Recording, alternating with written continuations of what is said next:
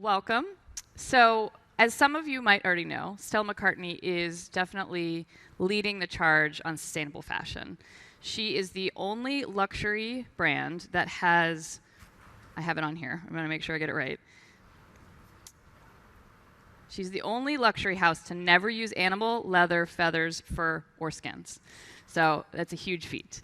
And as many of you might have seen since you've been here, she has a fashion activation down in the green zone that you can see where they're highlighting lots of innovative ideas and new materials and new processes for fashion.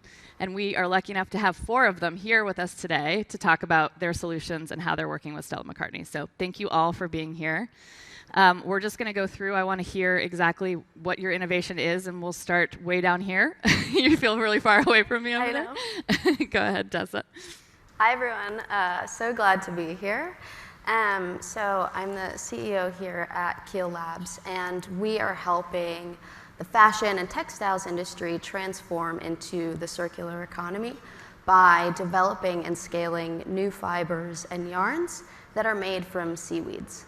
So rather than using and mitigating the systems that we currently have, we're pairing an existing supply chain, the fiber manufacturing and textile manufacturing supply chain, with new raw materials. So for us, that's seaweed, which is able to negate the water, the land use, the chemical usage that really makes the fashion industry so polluting.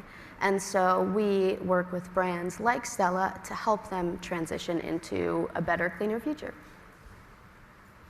Great. And I will just stop to say the pictures that you are seeing are actually of the activation that are in the green zone that you can go down and see. So that's what these are that you're seeing behind us. So great. Roni?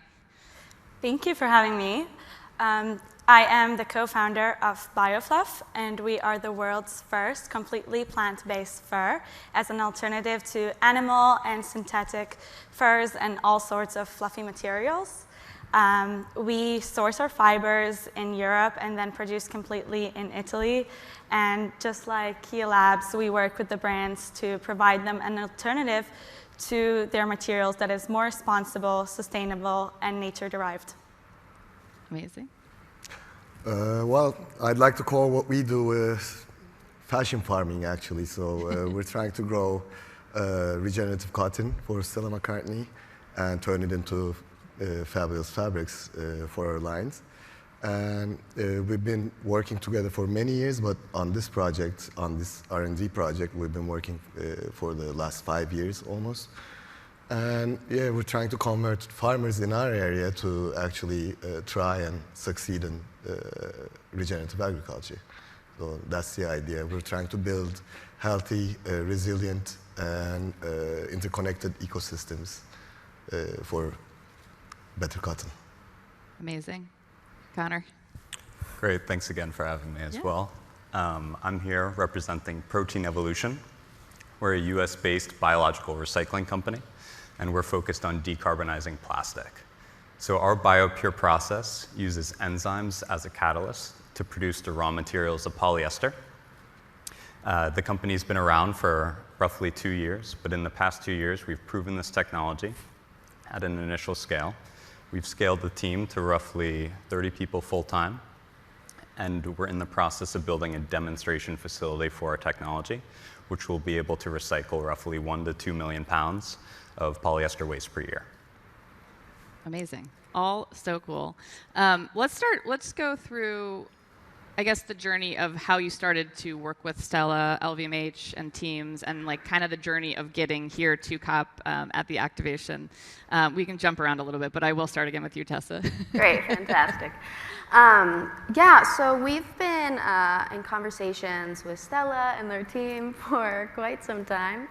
And I think that really where things began is when we started to really analyze the needs of the industry and our customers, which are brands. And so what we were really hearing is this need for new and better naturals that don't have the impacts associated with our current commodity fibers. And so throughout our process of scale and growth, we were able to get to a point where we were able to work with them and with others to turn our products into textiles into garments, and I'm very delighted that after many years of development, we were able to show on the runway. That's amazing. So we have been working with Stella's team for the past year and been doing iterations on our materials. So for new materials, there really is a need to do this back and forth to perfect the aesthetic, the strength, and really we have a very versatile platform of what kind of materials and furs we can produce. So we've been working with the Stella team to perfect until we got to an aesthetic, a feel, a touch that they were happy with. And we're actually showcasing the first ever piece we've done together here at COP. And this is the first time we're showcasing it. It's super, super exciting, and it's just the start of our collaboration. And both Stella's team and generally LVMH has been super supportive. We are part of their incubator program as well for startups in Paris called La Maison des Startups. And they're all really trying to help us perfect the material to a stage where we can really scale it up and work with all the brands and with Stella to make the material choices better. And I think it's probably obvious, but she is obviously wearing the BioFluff coat right now, if you couldn't tell. Yes. So this is one of the prototypes. This is how I do my Paris winter wardrobe. And it's completely plastic-free. It's not made from animal fibers. It's not made from plastic fibers. It is plant-based. Yay.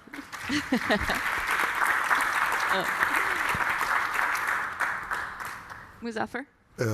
Well, we're kind of plant-based as well, I guess. We've been working with Stella, as I said, for a few years before actually this project started. But on, again, of course, sustainable cottons, but not regenerative agriculture. What we did was, out of pure chance actually, she knows that we're also growing our own cotton to weave into fabric, so she approached us, her team, and Stella approached us and said, would you be willing to try this out, this technique that we call regenerative agriculture? And she introduced us to so many people that helped us out with this project that we could actually start with 5.5 hectares. And this past year, it was 100, and next year the plan is to go up to 250. And at the same time, what we're doing is, on the traceability side of things, she got the UN involved, and we were successful in building a blockchain to trace this one product that we did this year all together with the Stella team. And well, they're calling it the first 100% traceable garment that was ever made, Snuggle-Log t-shirt. And we're actually showcasing it at COP at the Green Zone at the moment. So if anyone wants to go, they can check it out. And the idea now is to scale this up. Like I said, scale it to the farmers around us and the whole region. And hopefully, the whole world will be in line to do this most amazing, the cotton in the world, I should say. Connor? Yeah, we kicked off our collaboration with the Stella McCartney team roughly a year ago, and it started R&D based on the bench, where we in-housed dead stock material, blended material, so polyester nylon, polyester acrylic, dead stock from past collections. We used the Stella McCartney dead stock to move our technology from rigid packaging, polyester, so bottles and food packaging, over to textile recycling. From there, we started to scale up internally, and we're actually here as well debuting the world's first biologically recycled garment made from both rigid packaging waste as well as industrial textile waste. And the industrial textile source that we used actually were strappings that were used to secure international freight shipments in a past life, and now they're on debut in the Green Zone at the activation site. That is a new one for me. Recycled, say that again, recycled straps from industry freight flights? That's correct. So these are, fairly thick industrial straps that used to be used to secure 3,000-pound plus shipments. Wow, that's that is impressive. All right, so moving to the fashion industry in general, I want to talk a little bit about what kind of lessons could the fashion industry in general learn from this model that Stella has kind of put in place. I know I keep on going in order. I do want you guys to jump around, but I do want to start with you down there, Tessa. Yeah, absolutely. Thank you. I think that what's really interesting about the Stella model, and that I think, as you're saying, there's a lot of lessons that can be learned there. So the biggest thing is the ability to work with non-commercially available or scaled quantities of materials. And so one of the biggest challenges with integration within the fashion industry is that they're working on such massive scales. And so when you've created a new solution or a new innovation, being able to work with 2 kilograms, 5 kilograms, 10 kilograms, anything under 10 tons is really challenging. And so being able to test and showcase the viability and desirability of materials in small quantities is key. And then from there, being able to implement and scale that within your line. And so for brands to be able to test things out quicker, to validate them with their design teams, with their sales teams, with their marketing teams, and then give the go-ahead so that companies like ours, who are providing the solutions that the industry is literally asking for, is actually possible. And so this is a great showcase ability, and I think scale is really what needs to come next. Yeah. Anybody else want to jump in? Well, I completely agree. It's gonna happen again. I'm sorry. No, it's fine. It's good. Well, I want to hear from everyone, so it works. Go ahead, Roni. She's just saying everything that I'm thinking. And Stella is really the champion of the sustainable fashion industry. And the fact that she is always the first one to be working with innovators, and the fact that she's the only one here showcasing one of the most polluting industries at COP, she's the only brand showcasing here, is due to the fact that she is the only one really able to work with innovators, innovative materials that are not yet commercial, not yet perfect, on this journey to scalability. But she's willing to take those risks, to put more of the effort to make something look amazing, even if it's not something that she knows how to work with or anyone has worked with in the past.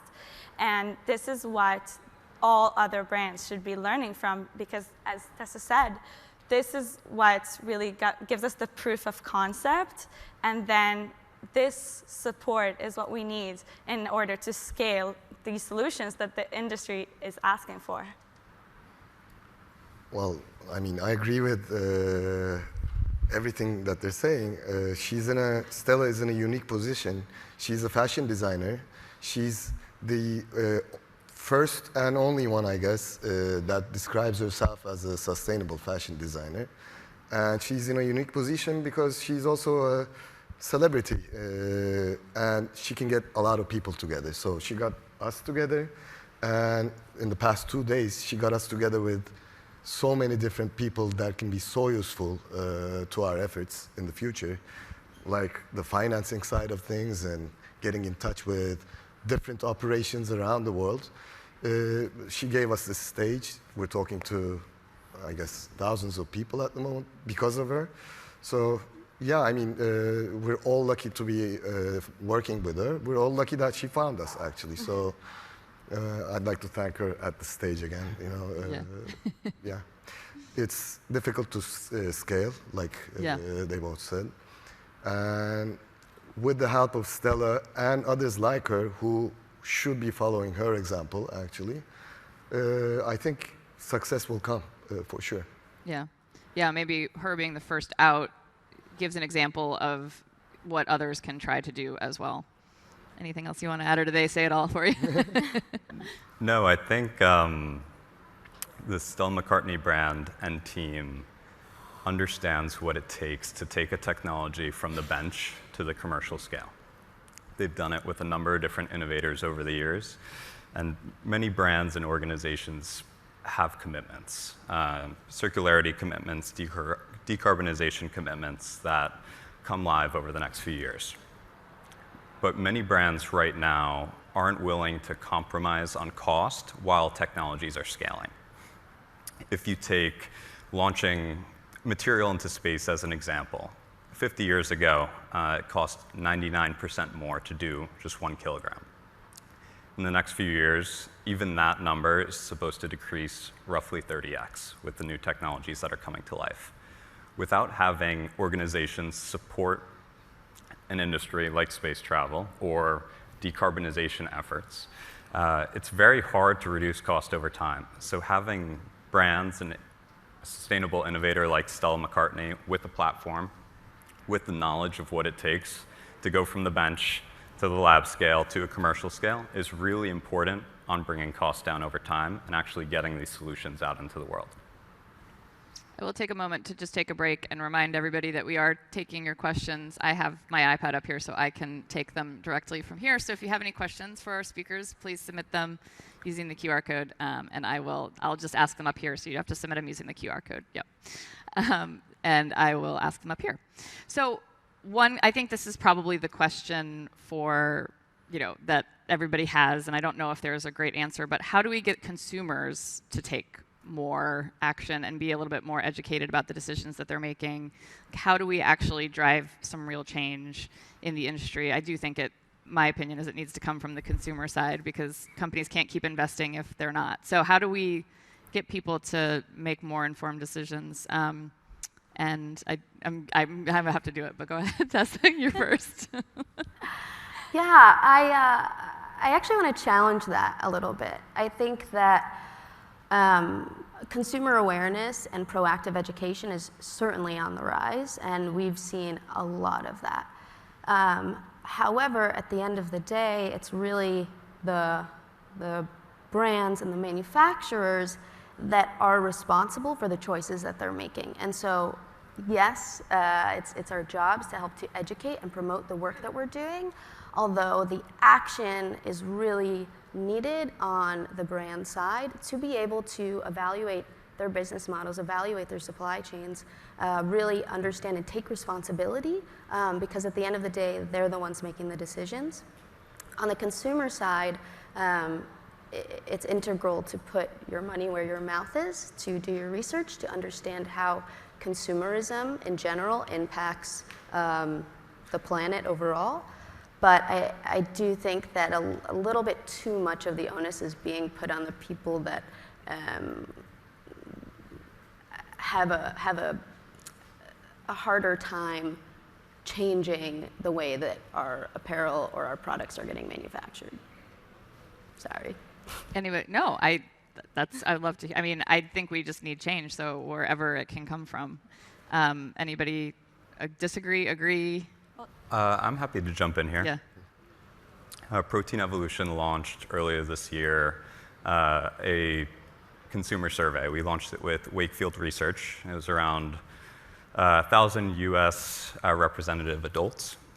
We found that 7 in 10 US adults were not aware that fossil fuels are used, or oil is used, to create most synthetic textiles that are used in clothing today. So polyester, nylon, polyurethane. Those same adults did not want to buy clothing that was made from petroleum. And we also found that those surveyed were willing to pay a premium for sustainable products, whether it's products made from waste, whether it's bio-based or vegan alternatives. And I think that's really interesting. So there's a clear gap in education. Right. People don't know where 70% or so of the clothing in their closet is coming from, where it's being made from.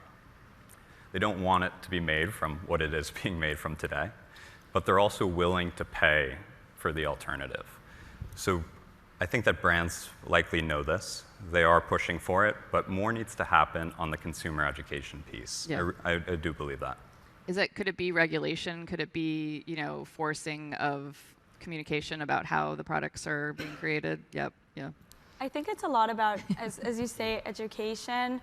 And it's funny, if you look at the food industry, we really know what we are putting into our body, what are the ingredients, where does it come from. But then we don't really think about what are we putting on our body and where does it end up in. There isn't a lot of awareness around materials, not regulations and not from the consumer perspective. And if consumers need to take action, I think that's the biggest call I would have, is to start understanding what are the materials you're wearing and that you are buying. Because a lot of the time, as you say, they don't understand that fake fur is not better than animal fur because it's plastic, it's petroleum-based, and you're also with fur, you're shedding it around. So you're basically putting microplastic everywhere that you're going. But as Tessa said, it is also a lot about the brands and their regulations. Everybody needs to work in this together to change this industry. Yeah. I like to look at it from a different angle at the same time. We've been talking about the climate for the past few days very heavily. But we should also take a look at the human side of things, because, yes, we're talking about the luxury fashion item, which usually costs a lot to the consumer.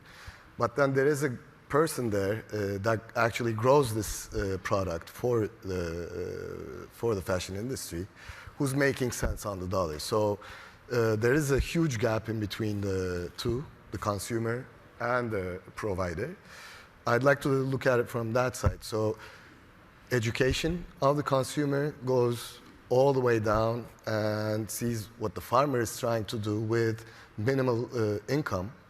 And the support will be there if the consumer knows how much this is actually taking to be able to do it at the end. So yeah, this is very helpful for us. With this blockchain, we can now actually see the farmer, which farm it was grown in, and everything. So it's a hopeful future. So we are running close to out of time. One last question, I think, for all of you. Being here at COP, seeing meeting all these people, seeing all of these humans that are here trying to figure out how to address climate action, what would be your one hope or takeaway from this time here? Like, what do you hope is accomplished for you to move forward in each of your businesses? Tessa? Let's just keep on keep trend. I mean, I think the biggest thing that we're hoping for, I guess that I'm hoping for, is to be able to come together and say, okay, what comes next? It's great to have conversations, it's great to educate, and I think as a combined unit of governments, of actors, of corporations, of innovators, we really need to, even just one-on-one, come together and say, okay, next month, next week, next year, this is what we're going to do together, and this is how it looks. And certainly really excited to be having those conversations and actually begin to make the positive change after we've been able to talk about it and educate around it as well. Well, for me, it's more about bringing fashion to the conversation, because I think it's incredible what Stella has been doing and the exhibition we're holding, but it should not be the only one. She should not be the only brand here. It's one of the biggest industries that should be so much more on the conversation. And this is from regulations to the actual companies and the brands and also the solutions. And the key message I would like is that there are solutions, and the solutions are here. We don't need to stress the problem anymore. We need to start combining the solutions, the regulations, and the companies to use and adopt those solutions.